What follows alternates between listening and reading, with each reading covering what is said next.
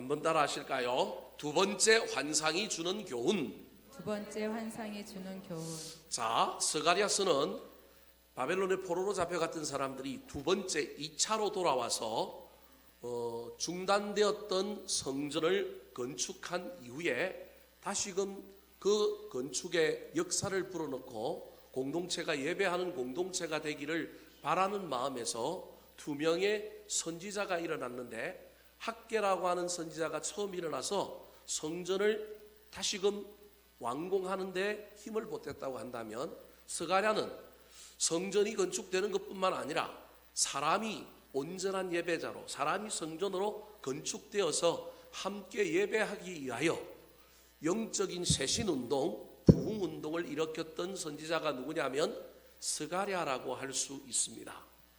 스가랴서의 여러 구조를 제가 지난번에도 몇 번 말씀드렸는데 다 까먹어도 앞부분에 몇 가지 환상이 나오느냐면 8가지 환상이 나온다 그랬습니다. 이 환상들은 다 무엇과 관련이 있느냐면 신앙의 초월적인 관점에서 우리가 신앙생활을 하게 될 때 이성적인 신앙생활도 할 수 있지만 감성적인 신앙생활도 할 수 있지만 신앙은 신비의 영역이기 때문에 그 신비의 영역에서 하나님이 주시는 놀라운 신비한 체험들을 통하여 이 땅의 신앙생활을 좀 더 우리가 성숙되고 좀 더 알차고 좀 더 가열차게 신앙생활을 할 수 있도록 만들어주는 역할을 하는 거예요. 그래서 이 환상이 단순히 미래에 대한 이야기를 하는 것만으로 이해하면 큰일 납니다. 그것이 없는 것은 아니지만 철저하게 그 당시에 성전을 재건해야 될 사람들에게 영적인 환상, 영적인 신비한 힘을 불어넣어 주어서 그들이 성전 건축을 완공하도록 뿐만 아니라 자신들도 예배 공동체의 온전한 예배자로 세워지게 하기 위한 놀라운 이야기가 이 안에 들어있는 겁니다. 첫 번째 환상이 어떤 환상이었느냐 하면 화석류 나무 사이에 붉은 말, 홍말을 탄 자라고 하는 환상을 보여주셨습니다. 그 붉은 말을 타고 있는 사람이 누구냐면 예수님이었습니다. 예수님이 중보합니다. 70년이 되면 화석나무가 활짝 피는 것처럼 이스라엘이 회복된다고 하였는데 왜 회복을 안 시켜줍니까? 어느 때까지 기다려야 합니까? 하나님께 예수님께서 그 말 탄 자가 중보합니다. 그때 하나님이 그 약속을 이루어 주시려고 회복에 대한 놀라운 말씀을 선포해 주시면서 뭐라고 얘기했느냐 하면 나는 내 백성들을 돌아오게 하기 위하여 막대기로 또는 도구로 저 인간들을 조금 사용했는데 저들이 분노를 더하여 내 백성들을 어떻게 했느냐 하면 더 힘들게 만들고 더 어렵게 만들었다. 내가 이놈들 이제 뭐 하겠다? 손 보겠다. 그리고 성전 건축하겠다. 그 이야기가 1장 17절까지의 이야기였습니다. 첫 번째 환상의 주제는 회복입니다. 화석류 나무라고 하는 것이 활짝 핀 아름다운 색깔을 가지고 있는 꽃이란 말이에요. 그런 것처럼 포로로 잡혀갔던 이스라엘 백성들이 돌아와서 성전을 건축하고 영적인 부흥, 영적인 회복을 이룰 것에 대한 놀라운 이야기를 그 첫 번째 환상에서 해주고 있는 거예요. 그러니까 지금 중단되었던 성전을 건축할 때 고단하고 힘이 들고 물질이 들어가고 마음을 써야 하고 또 새로운 일들을 감당해야 하니까 너무 어려움이 있을지라도 그 놀라운 회복을 바라보며 하나님의 약속의 말씀을 붙들고 달려가라. 너희들을 혼내었던 사람들 내가 다 징계하겠다, 심판하겠다, 그 이야기입니다. 그래서 첫 번째 이야기에 이어져서 두 번째 환상이 나오는 거예요. 첫 번째로는 회복이 주제였는데 회복에 대한 이야기를 하면서 뭐라고 얘기했는지 한번 볼까요? 우리 화면에는 안 나오는데 자, 우리 15절 말씀, 1장 15절 말씀 같이 한번 읽어볼까요? 1장 15절입니다. 시작. 아니란 여러 나라들 때문에 심히 진노하나니 나는 조금 노하였거늘 그들은 힘을 내어 고난을 더하였음이라. 여기 아니란 여러 나라가 오늘 본문에는 뿔을 이야기하는 거예요. 뿔. 오늘 본문에 뿔에 대한 이야기가 나왔단 말이에요. 이 앞에 나왔던 아니란 여러 나라, 즉 이스라엘 백성들을 징계하기 위하여 하나님이 사용했던 여러 아수르, 바벨론 뭐 이런 나라들을 얘기하는 거예요. 이 나라가 아니란 나라예요. 이 아니란 여러 나라들 때문에 하나님께서 심히 뭐 하셨다고요? 진노하셨다라는 거예요. 여러분, 안일이 뭐예요? 그냥 편안하게 가만히 있는 거예요. 무슨 말이냐면 70년 되면 포로된 사람들을 뭐 해야 돼요? 귀환을 시켜줘야 되는데 하나님께서 귀환시켜주라고 섭리를 다 해놨는데 이 안이란 나라들이 안 하고, 그걸 안 할 뿐만 아니라 15절에 보니까 뭐라고 얘기하고 있느냐 하면, 나는 조금 노하였거늘 그들은 힘을 내어 고난을 뭐 했다고요? 더하였다. 그래서 이스라엘의 회복 플러스 끄트머리에 무슨 이야기를 하고 있느냐 하면, 열국들, 안이란 나라들, 이스라엘 백성들을 포로로 잡아갔던 나라들, 그 나라들을 내가 손을 좀 보겠다라고 하는 이야기가 첫 번째 환상에 끄트머리에 탁 끼어 있는 거예요. 두 번째 환상이 그 이야기를 받아서 이어가고 있는 환상이 오늘 본문에 나오는 두 번째 환상인 거예요. 그래서 첫 번째 환상이 회복이라고 하는 주제를 가지고 있다고 한다면, 두 번째 환상은 하나님께서 악한 자들을 징계하시고 뭐 하신다? 심판하신다라고 하는 주제를 가지고 있는 겁니다. 그것을 이야기하기 위하여 또 환상을 보여줬는데, 환상은 간단합니다. 뿔이 몇 개 뿔이 나타나요? 4개의 뿔이 나타나요. 이 뿔이 뭡니까? 라고 물었더니 유다와 이스라엘 예루살렘을 많은 뿔이라고요? 흩어버리는 뿔이라는 거예요. 망하게 만들고 멸망하게 만들고 사람들을, 백성들을 흩어갖고 백성들을 잡아가는 나라, 그 나라를 뿔에 상징하고 있는 거예요. 그 뿔이 앞에 나왔던 안이란 나라, 포로로 잡아갔으면 70년 만에 해방을 시켜줘야 되는데 하나님이 다 안배를 하고 역사의 섭리를 해놨는데, 아니 허락한 만큼만 이스라엘 백성을 괴롭혀야 되는데 진노를 더한 그 백성들, 그 얘기를 하는 거예요. 그 뿔들을 내가 이제 뭐 할 거냐면 심판할 거다. 그 뿔들이 유다와 예루살렘과 이스라엘 사람들을 다 흩어버렸던 나라들이다라고는 설명을 하는 거예요. 그리고 난 다음에 또 다른 환상 하나를 더 보여주는데, 그 환상이 뭐냐면 4명의 대장장이가 나타나요. 이 대장장이는 하나님의 손에 쓰임받는 또 다른 도구들입니다. 이 대장장이가 전부 나타나서 4뿔을 한 명씩 맨투먼으로 마크해서 그 뿔들을 뭐 하는 거예요? 흩어버리는 거예요. 깨트려버리는 거예요. 그러니까 아까 뿔들이 이스라엘 백성들을 흩어버렸다고 한다면, 이번에는 그 흩어버린 뿔들을 하나님께서 누구를 보내서? 대장장이들을 보내서 그 뿔들을 다 깨부숴버리고 흩어버리는 이야기를 통하여 지금 성전 건축하다가 중단된 이 이스라엘 백성들에게 악한 자들 무서워하지 마라. 너희들이 맡은 일 그대로 밀고 나가면 화성나무에 선 그 붉은 말탄자의 그 놀라운 음성처럼 이스라엘이 회복될 거다. 성전 짓고 예배 공동체가 될 것이다. 회복에 이어서 악한 자들에 대한 심판을 환상으로 보여주는 거예요. 쉽게 얘기하면 저와 여러분이 꿈을 꿨는데 이런 꿈을 꿨단 말이에요. 그 꿈이 그냥 개꿈이 아니고, 그 꿈이 우리에게 뭘 주느냐 하면 힘을 주는 거예요. 은혜를 주는 거예요. 내 안에 담대함을 주고 용기를 주어서 성전을 건축하는 그 일들을, 재건하는 일들을 멈추지 않고 끝까지 달려갈 뿐만 아니라, 가다가 방해를 만나고 환난을 만나도 저것들이 뿔들인데 지금 뿔이 조금 화가 나서 좀 우리를 좀 지어받기는 하겠지만, 저 뿔들은 누가 나타나서? 대장장이가 나타나서 다 어떻게 할 거다?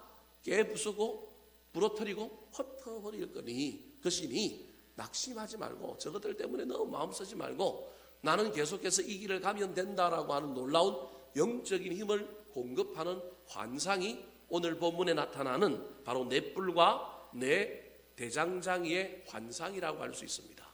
자, 그렇다면 구체적으로 이 환상들이 우리에게 주는 교훈은 무엇일까요? 그 당시 그 백성들에게도 주는 교훈이 있지만 오늘을 살아가는 저와 여러분에게는 어떤 교훈을 줄까요? 첫 번째 교훈입니다. 한번 따라 하실까요? 회복의 역사에는 원수의 방해가 있습니다. 회복의 역사에는 원수의 방해가 있습니다. 중단되었다가 다시 시작했지만 자재가 부족하여 학계서에 보면 또 한 번 사람들이 낙심하게 되는데, 그 낙심하는 사람들을 학계가 또 막 회복시켜서 또 하게 만든단 말이에요. 이 인생이 그러면 일이 술술술 풀리면 좋은데, 여러분 인생 살다 보면 한 번 어려움 당하면 그걸로 그거 극복하면 끝이에요? 또 지나가다 보면 또 어때요? 또 인생에 문제가 있지 않습니까? 그래서 죄송한 이야기지만 늘 낙심하는 사람은 또 낙심합니다. 그런데 이기는 사람은, 견디는 사람은, 통과하는 사람은 요시 하고 막 와볼 테면 와라, 또 오면 또 넘어가면 되지, 그러고 넘어가는 거예요. 그래서 역대상 4장 9절에 여러분이 잘 알고 있는 야베스라고 하는 기도에 보면, 야베스는 하나님께서 존귀한 자다 그렇게 얘기해요.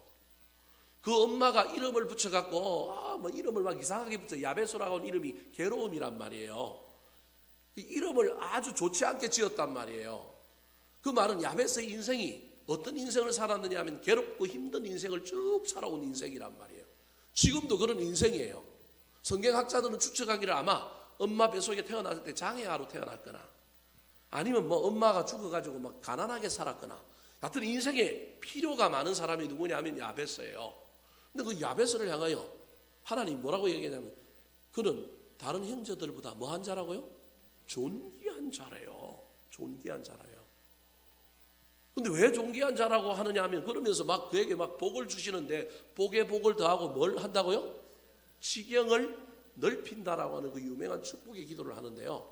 그 안에 있는 축복이 중요한 게 아니라 그 앞뒤의 내용이 있는데, 저가 여호와께 구하여 이르되 하나님께서 응답하시더라 라고 하는 문장 사이에 복에 복을 더하고 지경을, 나를 보고서 환난을 벗으나 지경을 넓혀 주옵소서라고 하는 이야기가 있는 거예요. 그러면 기도 가운데 지금 나한테 환난을 벗어나게 해달라고 얘기한다면, 지금 야베스 인생에도 뭐가 있어요? 환난이 있다니까요. 야베스가 그렇게 썩 잘 살고 형통한 사람이 아니에요. 여전히 힘든 사람이에요. 어릴 때부터 지금도. 거기에 막 축복에 대한 이야기가 있으니까 야베스가 막 복을 많이 받아갖고 잘 살고 있고 또 더 큰 복을 받았다고 우리는 착각하는데, 제가 보기엔 야베스 인생에 복 받아서 크게 형통한 적이 그렇게 많아 보이지는 않아요. 그런데도 불구하고 하나님이 야베스를 향하여 다른 형제들보다 뭐한 자라고요? 존귀한 자라고 하는 이유는 뭐냐면, 야베스한테는 고난이 끊이지 않지만 고난이 야베스를 올가매지를 못해요. 고난이 야베스를 이기지 못해. 야베스는 늘 고난 만날 때마다 누구한테 찾아와요? 하나님한테 찾아와서 하나님한테 뭐예요? 아래요. 아래면 하나님은 뭐 하는 사람이에요? 응답하시더라. 야베스는 아래는 사람, 하나님은 응답하시는 분, 이 관계가 있는 거예요. 그래서 하나님이 야베스 보고 뭐한 자라고요? 존귀한 자. 내가 기도 들어줄 수밖에 없는 사람, 고난을 만나도 치지 않는 사람, 고난 만나도 낙심하지 않는 사람, 고난 만나도 이기는 사람. 근데 자기 힘으로 이기는 것이 아니라 반드시 그 문제를 누굴 믿고? 하나님을 믿고. 누구한테 찾아온다고요? 하나님께 찾아와서 아뢰고 하나님이 주시는 힘과 능력을 공급받아서 또 이기며 나가는 사람. 그러니 존귀할 수밖에 없지요. 그냥 형통할 정도가 아니라 존귀하다고 표현하는 거예요. 여러분, 낙심이 그렇습니다. 환난이 그렇습니다. 한 번 지면 계속 집니다. 그런데 이기면 계속 이기는 거예요. 성전 건축하는 지금 이 이스라엘 백성들이 낙심을 몇 번 한지 모릅니다. 그리고 이 낙심이 앞으로도 얼마나 많이 가로막을지 모릅니다. 그때마다 환상을 보여줌으로 말미암아 잊어버리지 않게 하려고, 흔들리지 않게 하려고, 확신 주려고 주신 항상이 있는데, 그게 뭐냐 하면 너희들 인생에 늘 뿔들이 나타나서 너희들을 들이받고 뿔들이 너희들을 힘들게 할 거라는 거예요. 자, 18절 19절 말씀 같이 한번 읽어볼까요? 시작. 내가 눈을 들어본즉 내게 뿔이 보이기로, 이에 내게 말하는 천사에게 묻되 이들이 무엇이니까 하니, 내게 대답하되 이들은 유다와 이스라엘과 예루살렘을 흩뜨린 뿔이니라. 네 개의 뿔 환상을 보여주는 거예요. 지금 성전 건축하려고 재건하려고 막 준비하고 있고 재건하고 있어요. 학계 선지자에게 은혜 받아고 막 열심히 하고 있는 이 사람들한테 서가랴가 또다시 무슨 환상을 이야기하느냐 하면, 막 힘들게 하는 뿔. 물론 성경에 나오는 뿔은 힘과 근세를 상징합니다. 뿔이 꼭 나쁜 의미로만 쓰이지는 않았습니다. 시편 18편 3절에 보면 여호와는 나의 구원의 무엇이요? 뿔이시요. 그렇게 얘기해요. 그러니까 뿔이 나쁜 건 아니란 말이에요. 예루살렘 성전의 번제단에도 뭐가 있느냐면 뿔이 달려있어요. 내 기퉁이에. 그 뿔을 잡으면 옛날에는 죄인도 사해주고 살려주는 전통이 있었어요. 왜냐하면 그 무슨 뿔이기 때문에? 구원의 뿌리라니까요. 제가 아까 이야기했잖아요. 그래서 구원의 뿌리이기 때문에 그 뿔을 잡는 사람은 죄를 지은 사람도 성전에 쫓아 들어가서 그 뿔 잡으면 사해주게 돼 있는 이스라엘의 전통이 있었단 말이에요. 그래서 뿔은 힘과 건세를 상징하는데 힘과 건세가 꼭 나쁜 건 아닌데 이 힘과 건세가 하나님의 통치를 받고 하나님께 쓰임을 받을 때는 좋은 역할을 합니다. 그런데 하나님의 통치를 벗어나게 되면 이 힘과 건세를 상징하는 뿔은 무엇의 상징이 되느냐 하면 교만의 상징이 되고 맙니다. 저 뿔은 이스라엘 백성들이 우상 숭배하고 하나님을 떠났을 때 징계한 나라를 의미합니다. 하나님이 그들을 사용했어요. 아까 우리 15절에서 봤잖아요. 사용했다니까요. 그런데 그들이 하나님의 손에 들렸을 때 이스라엘 백성들을 징계하는 수준에서만 머물러야 되는데 그들이 강대해지니까 하나님의 손을 벗어나서 하나님의 백성들을 향하여 뭘 더했다고요? 진노를 더했다고 얘기하잖아요. 그러니까 교만의 증거란 말이에요. 네 개의 뿔은 교만을 상징하는 거예요. 근데 하필 또 왜 네 개라고 했을까요? 저 네 개에 대한 해석이 세 가지가 있습니다. 첫 번째로는 네 개의 나라로 보는 거예요. 네 개의 나라로 보는데 어떤 나라를 보느냐 하면 이집트, 애굽, 이스라엘 역사에, 그 다음에 아수르, 그 다음에 바벨론, 그 다음에 바로 오늘 본문의 배경이 되는 무슨 나라? 페르시아, 바사. 이 네 나라로 보는 경향이 첫 번째 견해예요. 두 번째 견해가 미래적인 관점에서 신약의 관점에까지 가서 어떻게 얘기하느냐 하면 예수님 때까지 이 이야기가 이루어질 거다. 그래서 바벨론, 그 다음에 페르시아, 그 다음에 그리스, 그 다음에 로마. 다니엘서 할 때 또 이거 할 거예요. 이 네 나라다. 그렇게 얘기하는 거예요. 근데 여러분 꼭 그렇게 볼 필요는 없어요. 저 네 개라고 하는 건 동서남북을 가리키는 거예요. 다르게 얘기하면 온 세상의 이방 나라들, 하나님을 반대하는 모든, 꼭 네 개가 4라고 하는 숫자가 아니라 사람의 완전한 숫자가 4예요. 사방.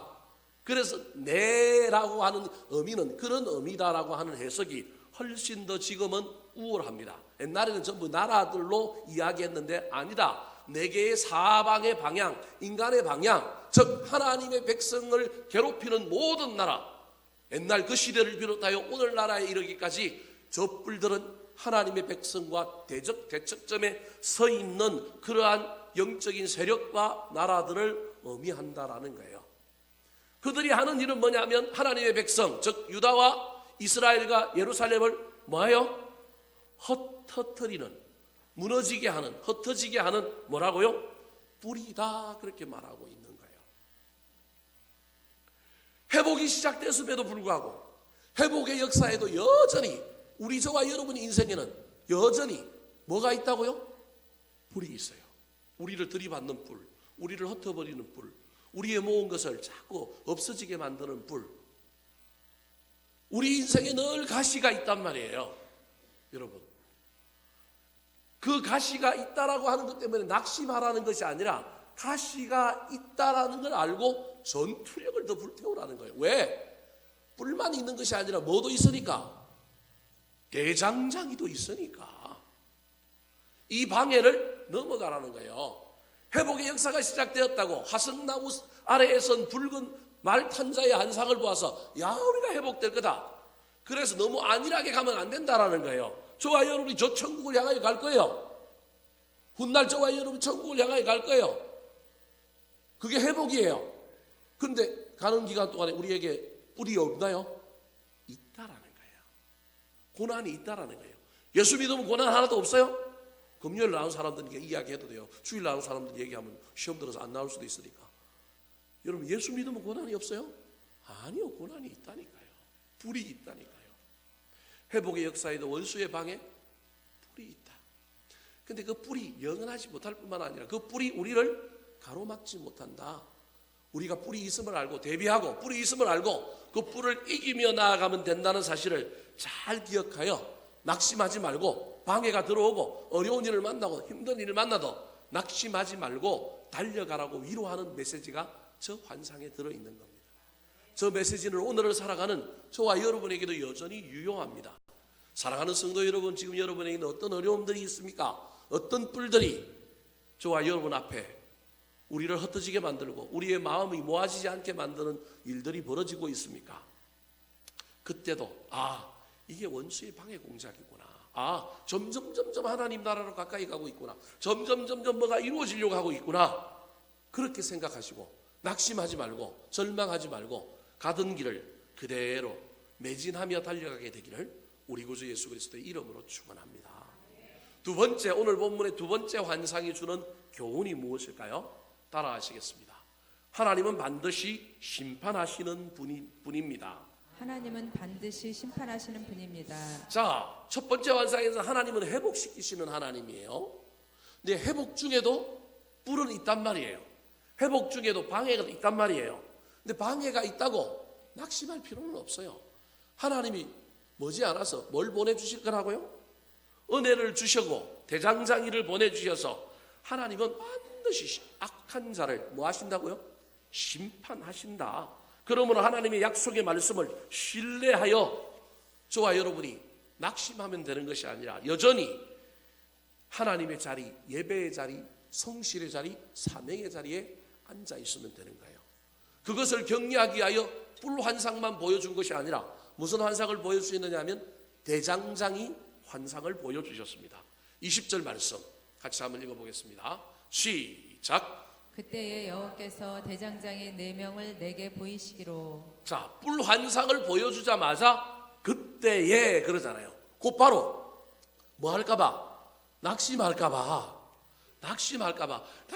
마. 뿔이 있어도 누구도 있다고요?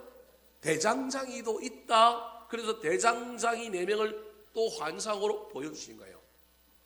누군지 무엇하는 존재인지 궁금해하고 또 물어봅니다. 그랬더니 뭐라고 대답하십니까? 자, 21절 말씀 같이 읽어보겠습니다. 21절입니다. 시작. 내가 말하되 그들이 무엇하러 왔나이까 하니 대답하여 이르시되 그 뿔들이 유다를 흩뜨려서 사람들이 능히 머리를 들지 못하게 하니 이 대장장이들이 와서 그것들을 두렵게 하고 이전에 뿔들을 들어 유다 땅을 흩뜨린 여러 나라의 뿔들을 떨어뜨리려 하느니라 하시더라. 문장이 길면 여러분 중간은 다 뭐라고 보면 되느냐면 삽입절이라고 보면 돼요. 그래서 여러분 저런 문장을 읽을 때는 중간을 빼고 읽으면 돼요. 내가 말하되 그들이 무엇하러 왔나이까 하니 대답하여 이르시되, 바로 중간은 빼버리고 어디를 읽으면 돼요? 여러 나라의 뿔들을 떨어뜨리려 하느니라. 그러니까 그 앞에 뭐라고 얘기하고 있냐면 유다 땅을 흩트린 여러 나라의 뭐예요? 뿔. 그러니까 이 여러 나라의 뿔이 뭐예요? 내 뿔을 의미하는 거예요. 여러 나라의 뿔들, 내 뿔을 뭐 하려고? 떨어뜨리려고 누가 왔다고요? 대장장이가 왔다라는 거예요. 왜 대장장이가 왔는지에 대한 이유를 가운데 설명하고 있는 거예요. 그 설명을 읽어버리면 이제 헷갈리는 거죠. 뭔 말하는지. 그러니까 그 설명은 딱 떼어놓고 그들이 무엇 하러 왔나이까 물어보니까 그들이 여러 나라의 뿔들, 즉 내 뿔들을 뭐 하려 왔다고요? 떨어뜨리려 왔다 그 말이에요. 그러니까 뿔들이 나타나서 들이받고 방해해도 두려워하지 말라는 거예요. 두려워하면 안 된다는 겁니다. 염려하지 말아야 합니다. 두려움과 염려는 우리를 행동하지 않고 실패하게 만듭니다. 두려움과 염려는요, 행동을 막아버려, 시도를, 도전을 막아버려요. 그래서 자꾸 머리로만 계산을 해요. 얼마나 복잡한지 몰라요. 머리로만 복잡해요. 엊그제 제 아내하고 산책을 하고 있는데 후배 목사 하나가 저한테 뭐 자문을 구한다고 이제 연락이 왔어요. 결론은 뭐냐면 자기가 아프리카 선교사로 나가야 되는데 한 교회에서 120만 원을 후원을 해 주려고 하는데 나머지 이제 후원 금액이 부족한 거예요. 후원 금액이 부족한 거예요. 그래서 지금 머리를 싸매고 지금 고민인 거예요. 저는 아무것도 고민이 아니거든요. 네. 그래서 야 언제 나가냐 그러니까 내년 7월에 나간대요. 근데 뭔 고민을 해요? 내년 7월에 나갈 건데 어떤 사람은 돈도 하나도 없이 나가는데 벌써 자기한테는 120만 원을 후원해주는 뭐가 생겼어요? 교회가 생겼잖아요. 땅 짚고 헤엄치기. 저 같으면 땅 짚고 헤엄치기인데 이게 지금 애가 몇 명이냐 하면 애가 4명이거든요. 그러니까 이게 고민이 되는 거예요. 충분히 이해는 해요. 스타일이 다르니까. 그러니까 좀 단순하게 생각해라. 자꾸 염려하지 말고 야, 너 후원금 안 모이면 안 나갈 거냐? 아니면 뭐 그거하고 상관없이 나가기로 결정했냐? 그러니까 결정했대요. 그러면 나가고 보는 거야. 나가고 보는 거야. 하나님이 너 선교사로 내보내실 거면 너 굶어 죽일까 안 굶어 죽일까? 그 정도 믿음은 있어야 뭘 해야 돼요? 선교사 해야지. 후원금을 딱 얼마 정도 있어야 살 수 있으니까 모아가지고 후원처를 다 개발해갖고 나간다? 그 생각하지 마라. 무조건 나가라. 그리고 네가 지금 나가지도 않았는데 사람들이 너한테 후원해달라고 하면 지금 해줄 수 있을까 없을까? 없지. 아프리카 가가지고 제가 그 말은 안 했지만 속으로 아프리카 가가지고 몇 달 있다가 아프리카 복장 입고 한국에 들어오는 거예요. 뭔 말인지 알겠어요? 여러분, 그러면 다 후원할까요? 안 할까요? 합니다. 얼굴 시커매져서 돌아오면. 무슨 말인지 이해되죠? 안 죽는다니까요. 저는 그런 믿음은 있어요. 하나님이 제가 목회해도 선교사 나가도 뭘 해도 나는 하나님이 나를 굶어 죽이실 분은 아니다. 여러분, 이거 저만의 고백이 아니라 우리 모든 믿는 사람의 고백이어야 합니다. 여러분, 자식들이 또 뭐 실패하고 뭐 대학에 또는 또 잘 못 가고 뭐 취직을 못 하고 좀 뭐 그래도요, 너무 염려하지 마세요. 기도했잖아요, 우리 하나님 앞에. 그럼 우리 하나님이 때를 따라 돕는 은혜를 더하시고 또 막 이렇게 바꾸어서 해주실 거예요. 뭐 막말로 대학 안 가면요, 대학 간 아이들보다 더 잘 되게 해주실 거예요. 뭐 우리 하나님 그런 하나님이신데 그거 믿고 시작해야죠. 너무 고민이 많은 거예요. 너무 염려가 많으니까, 두려움이 많으니까 뭘 못해요? 행동을 못하는 거예요. 실행을 못하는 거예요. 자충우도를 해보고 도전도 해보고 막 실패도 해보고 그런 가운데 채워주시고 이끌어주시고 없는 것도 만들어주시는 하나님의 은혜를 경험해야지 뭘 완벽하게 다 만들어 나가겠냐는 거예요. 그래서 제가 이제 한참 제가 나무라면서 이제 저는 부드럽게, 후배들이 전화 오면 부드럽게 잘 이렇게 설명 잘 안 합니다. 때로는 막 화내갖고 막 혼내면서 얘기합니다. 우리 집 사람이 아마 저 옆에서 듣고 있다가 놀랐을 거예요. 막 제가 막 뭐라고 그랬더니만, 그래도 제 말은 또 들으니까 듣더니만 그래요. 저 역시 전화하기를 잘했대요. 전화하기를 잘했대요. 그래서 자기 이제 어느 정도 문제가 좀 해결이 됐대요.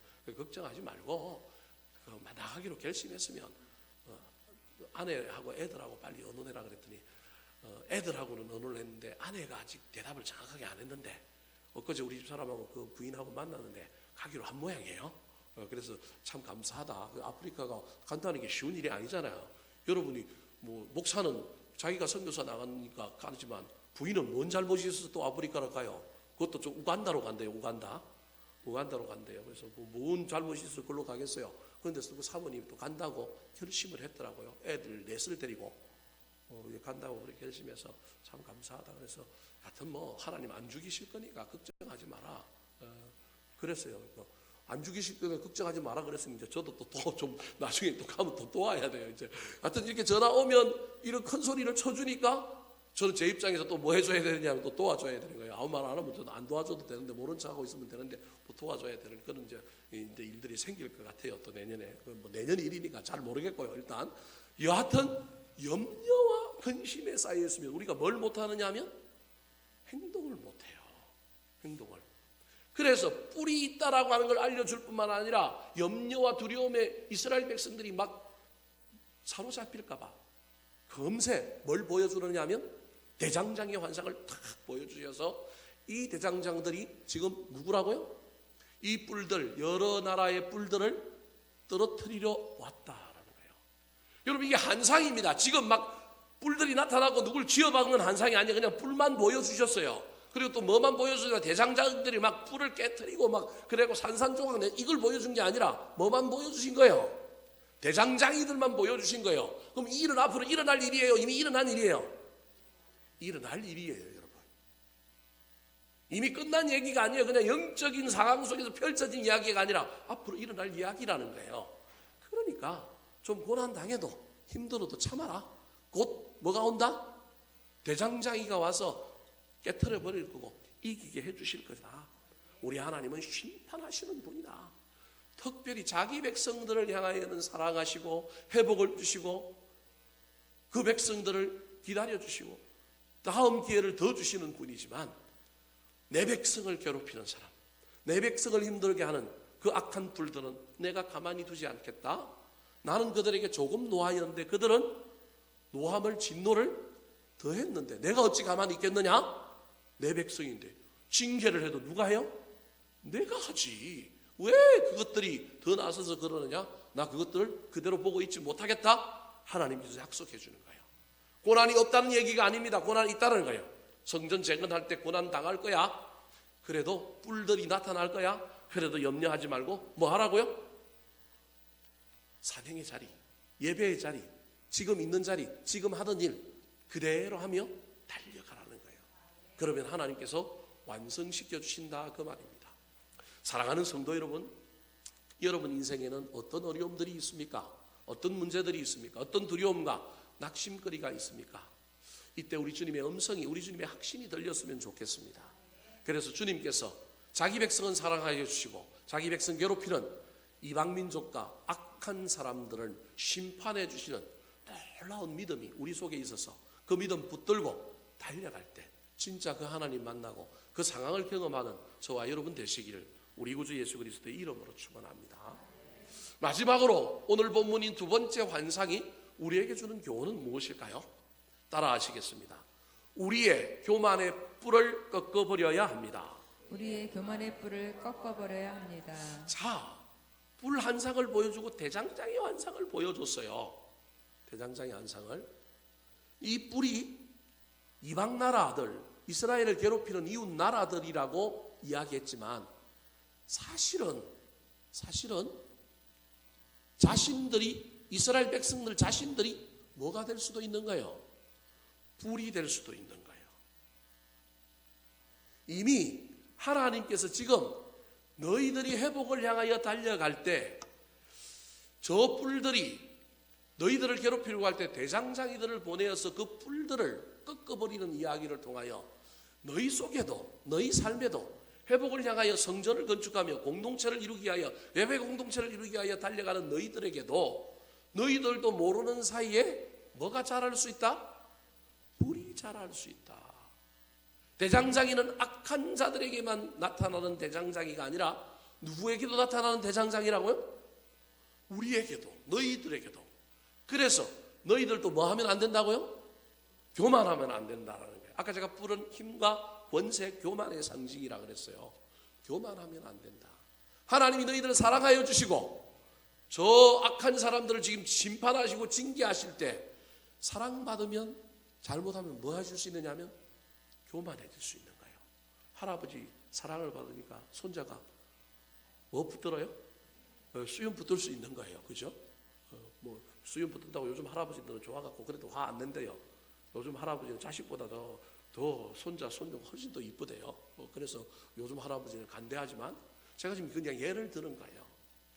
이 네 뿔과 대장장이의 비유를 통하여 분명히 이 뿔과 대장장이는 하나님께서 원수들, 이방 나라들, 악한 사람들에 대한 이야기지만 동시에 이 이야기를 누구에게도 적용하고 있느냐 하면 이스라엘 백성들에게도 적용하고 있는 거예요. 너희들도 뿔이 될 수 있다. 그러면 나도 너희들에게 대장장이를 보낼 수 있으니 너희들이 성전을 짓고 회복해 가는 가운데 너희 안에 이 교만의 뿔이 있지는 않은지 살펴서 그 뿔을 너희 스스로 뽑아버려라. 너희 스스로 꺾어버려라는 거예요. 그렇다면 이 뿔이 우리에게 있는지 없는지 어떻게 알까요? 자라서 뿔이 솟아나지 않는 상태, 겉으로 드러나지 않았지만 뿔이 없는 게 아니란 말이에요. 여러분 염소나 이런 뿔이 있는 소 이런 걸 키워보면 처음부터 뿔이 나 있어요, 안 나 있어요? 안 나 있다니까요. 나온다니까요. 나중에 나온다니까요. 그럼 나중에 나왔을 때 뿔이 있는 거예요? 아니면 안에부터 있는 거예요, 없는 거예요? 안에부터 있다니까요, 여러분. 저와 여러분이 그럴 수 있다라는 거예요. 뿔이 나왔을 때 뿔 없애야지 쉽지는 않다라는 거예요. 그래서 예배 공동체로, 성전 건축과 함께 예배 공동체로 만들어질 때 이스라엘 백성들이 하나님의 사랑을 받고 회복되고 이런 일들 가운데 교만해져서 교만의 뿔이 자라면 안 된다는 경고의 메시지를 보여주고 있는 거예요. 지금은 그 뿔이 보이지 않아요. 그렇다면 보이지 않는 뿔을 어떻게 점검하고 어떻게 그걸 없앨까요? 보이지 않는 교만의 뿔의 특징이 어떤 특징이 있을까요? 오늘 본문의 특징 3가지가 나타납니다. 첫 번째 특징입니다. 19절 같이 한번 읽어볼까요? 19절 시작. 이에 내게 말하는 천사에게 묻되 이들이 무엇이니까 하니 내게 대답하되 이들은 유다와 이스라엘과 예루살렘을 흩뜨린 뿔이니라. 첫 번째 교만의 뿔의 특징이 뭐예요? 흩어버리는 거예요. 모이지 못하게 하는 것, 하나 되게 하지 못하게 하는 것, 부정하는 것, 방해하는 것. 여러분, 이게 뿔입니다. 오늘을 살아가는 저와 여러분에게 혹시 내가 흩어지게 하는 사람이 아닌가, 모으게 하는 사람이 아니라 하나 되게 하는 사람이 아니라 흩어지게 하고 있지는 않은가? 모이기를 패하는 사람들 본받지 말라 그랬는데 내가 막 모이지 못하게 하고 막 그러고 있지는 않은가? 혹시 잘 살펴보셔야 합니다. 그것이 내 안에 있다면 저와 여러분이 내 안에 지금 이 뿔이 자라고 있는데 큰일 났다. 특별히 저와 여러분이 어떤 모임, 어떤 하나됨, 어떤 일들을 할 때 나를 중심으로 하지 않으면 마음이 섭섭해. 그래서 나 없는 곳에 모이는 것, 나 없는 곳에서 뭐가 이루어지는 것, 나 없이 뭐가 되는 일은 꼴보기 싫어. 그래서 그건 안 됐으면 좋겠어. 반대하고 싶어. 여러분, 그런 마음을 조심해야 합니다. 목사인 저도 목회하다 보니까 막 때로는 다른 교회들과 연합할 때 그런 마음들이 있더라고요. 최근에 파주의 어떤 교회가 갑자기 전화가 왔어요, 저한테. 노예 안에 있는 목사인데, 저보다 나이는 조금 젊은 목사인데, 목사님, 내년에 우리 교회랑 목사님 교회랑 체육대회 한번 합시다 그러는 거예요. 그 이제 정책당에 할 때 우리 장로님들하고 언어를 한번 해봐야 돼요. 체육대회 한번 합시다 그러는 거예요. 그래서 왜? 그러니까 자기들끼리 했는데 한 7, 8년 하고 나니까 뭐가 없대요? 재미가 없대요. 자기들끼리 하고 나니까 재미가 없어가지고 이제 조금 수준이 비슷한 규모의 교회들끼리 좀 한판 붙었으면 좋겠대요. 그래서 우리는 노인네들밖에 없는데, 그게 이제 신도시란 말이에요. 좀 연령이 적단 말이에요. 우리한테는 좀 핸디캡을 좀 줘야 돼 그랬더니 주지요. 그리고 먼저 제안하는 사람이 뭐 밥도 좀 사고 장소도 좀 하고 그래야 되니까 뭐든지 할 테니까요. 제발 자기들이랑 한판 붙어달래요. 그래서 내년에 한번 어떻게 좀 해봐야 될지 말아야 될지 고민을 좀 해봐야 될 것 같아요. 하여튼 그래서 저 파주 저 교화 쪽에 있는 교회인데 중간에서 모이던 자기들이 그 주변에 학교를 뭐 해갖고 우리 보고 오라 그러더라고요. 그래서 저는 너네들이 장소를 하고 우리가 멀리 가니까 밥도 너희들이 내라. 제가 그런 거 잘하거든요. 우리는 좀 손 안 대고 코 풀려고 만약에 한다 그러면 그래 보는 것도 방법이다. 하여튼 그런 생각이 있어요. 하여튼 의논을 좀 해봐야 될 것 같아요. 여러분, 우리 장로님들한테 의견을 주십시오. 우리끼리 하는 게 좋은지. 우리 작년에 안 했잖아요, 그죠? 작년에 안 하고 우리 2년마다 한 번씩 대충 뭐 이렇게 좀 하는데 그렇게 하는 게 좋은지 한번 고민을 좀 한번 해보시고 의논을 좀 해주시면 좋겠어요. 그래서 엊그저께 갑자기 전화가 왔어요. 한번 해보자는 거예요. 여러분, 제가 지금 무슨 얘기하려다가 이 얘기를 하느냐 하면 어떤 일들의 얘기를 들을 때 그냥 막 머리가 복잡하면 그 여러 가지 어려움이 생겨요. 제 안에 들었던 여러 가지 생각이 있어요. 아까 얘기했잖아요. 저기는 젊은데 우리는 적은데 나이들이 좀 제법 있는데 치면 어떡하지? 치면 어때요? 꼭 이기고 져야 돼요? 저기는 많이 모이는데 우리 적게 가면 어떡하지? 뭐 예를 들 것 같으면 별의별 생각이 다 드는 거예요. 처음에. 근데 나중에 지나고 나니까 하나님이 어떻게 생각하실까? 뭐 결론은 아직 안 났지만 하나님은 뭘 어떻게 하실까? 내 체면이 아니라 교인들에게는 뭐가 좋을까? 내 관점, 내 이익이 아니라 자기 중심이 아니라, 그래서 나를 중심으로 사람들이 모여야 되고 내가 어떤 모임에 들어가 있어야, 어떤 무엇에 들어가 있으면 그거 옳은 거고 안 들어가 있으면 그 안 했으면 좋겠고 뭐 어떻게 해서 좋겠고. 여러분, 이게 다 흩어지게 하는 것이라고 하는 걸 잊어버리면 안 됩니다. 여러분, 내가 꼭 거기 있어야 되고 내가 중심이어야 되고 나하고 관련이 있어야 되는 것만 무엇을 이루어져야 되고 뭐가 진행돼야 되고 뭐가 되어져야 된다고 한다면 여러분, 그건 정말로 흩어지게 하는 뿔이 내 안에 있음을 기억해야 합니다. 내가 안 좋아하는 걸 해요. 누군가 교회 안에서. 예를 들어 이런 수 있어요. 그냥 예를 들어 볼게요. 우리 교인들 중에 그런 교인이 있다는 얘기는 아니고 오해하지 마세요.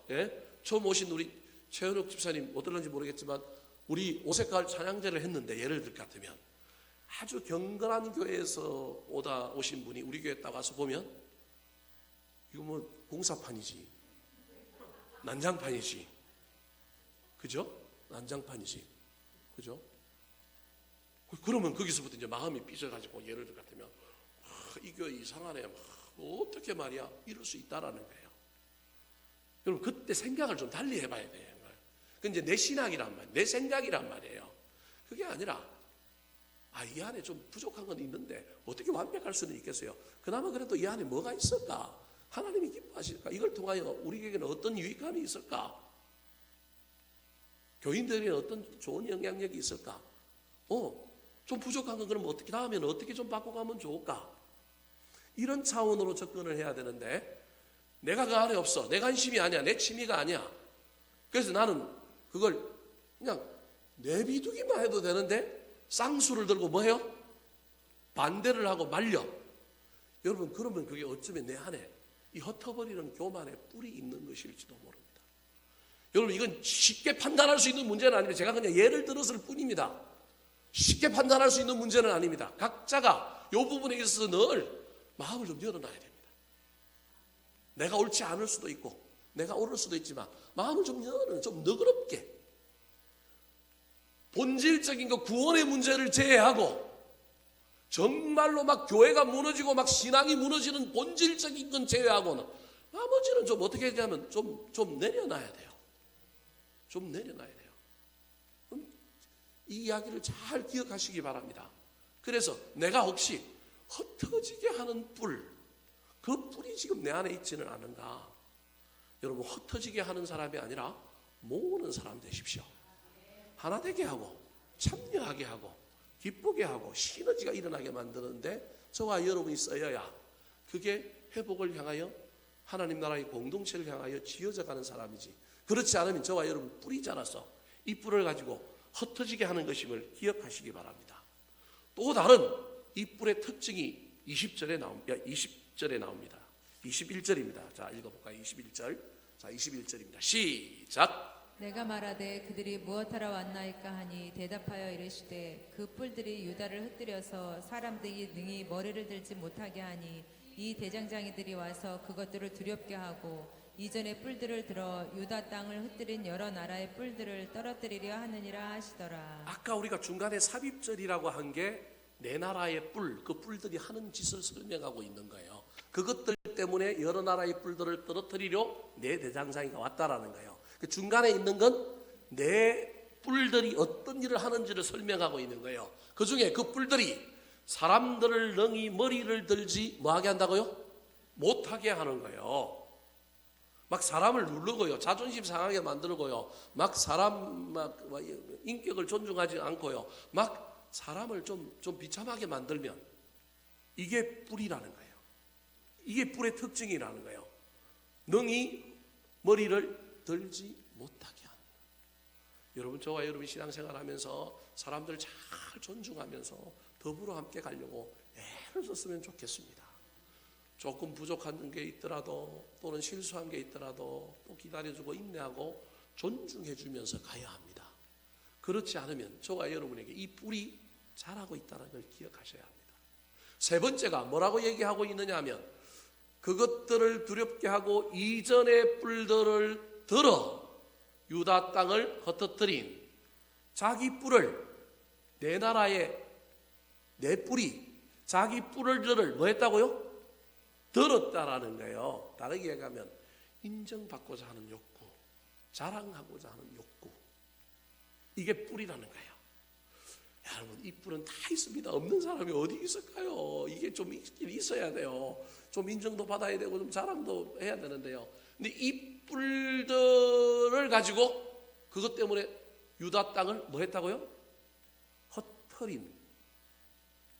내가 그냥 조금 좀 칭찬받고 내가 좀 인정받는 이런 정도가 아니라 그것으로 인하여 다른 사람을 흩어리는 것, 이게 교만의 뿔의 특징이라는 겁니다. 잘 기억하십시오. 흩어지게 하는 것, 남의 머리를 들지 못하게 하는 것, 그리고 내 뿔을 높이 드는 것, 이 세 가지가 오늘 본문에 나오는 이 뿔의 특징이라는 거예요. 이게 교만의 특징이라는 거예요. 저와 여러분이 회복을 향하여 예수 그리스도를 믿으면서 공동체의 신앙생활을 하며 달려갈 때 나에게 이런 뿔들이 자라고 있지는 않은지 목사인 저도 열심히 살펴보겠습니다. 여러분들도 자기 자신을 잘 살피고 남 뿔 신경 쓰지 말고요, 내 뿔 신경 쓰면 돼요. 내 뿔이 자라지 않도록, 내 뿔이 사라지도록 하나님께 기도하고 그 뿔 붙들고 열심히 기도하며 달려갔으면 좋겠습니다. 말씀을 마치려고 합니다. 지금 저와 여러분은 문제와 방해 앞에서 무엇을 보고 있습니까? 악인의 득세와 형통으로 인하여 낙심하고 절망하여 성실과 사명, 예배의 자리를 잊어버리고 있지는 않습니까? 회복을 약속하신 하나님의 약속의 말씀을 신뢰하여 어떤 뿔, 어떤 방해가 나타난다 할지라도 다시금 일터와 사명의 자리로 돌아갔으면 좋겠습니다. 심판하시는 하나님, 그분께 믿고 내가 심판자의 자리에 서지 말고 심판의 영역은 우리 하나님께 맡겨두고 나는 성실의 자리, 사명의 자리, 일터의 자리에 가 앉았으면 좋겠습니다. 동시에 내 안에도 교만의 뿔이 자라고 있지 않은지 열심히 살펴보고 그것을 꺾어버리고 그것을 뽑아버려서 저와 여러분이 주님께 쓰임받을 뿐만 아니라 내 주변에 있는 많은 사람들을 이롭게 하고 복되게 하고 행복하게 하는 신앙생활의 주인공들 다 되시기를 우리 구주 예수 그리스도의 이름으로 축원합니다. 한번 따라 하실까요? 두 번째 환상이 주는 교훈. 두 번째 환상이 주는 교훈. 회복의 역사에는 원수의 방해가 있습니다. 회복의 역사에는 원수의 방해가 있습니다. 하나님은 반드시 심판하시는 분입니다. 하나님은 반드시 심판하시는 분입니다. 우리의 교만의 뿔을 꺾어버려야 합니다. 우리의 교만의 뿔을 꺾어버려야 합니다. 우리 들은 말씀 붙들고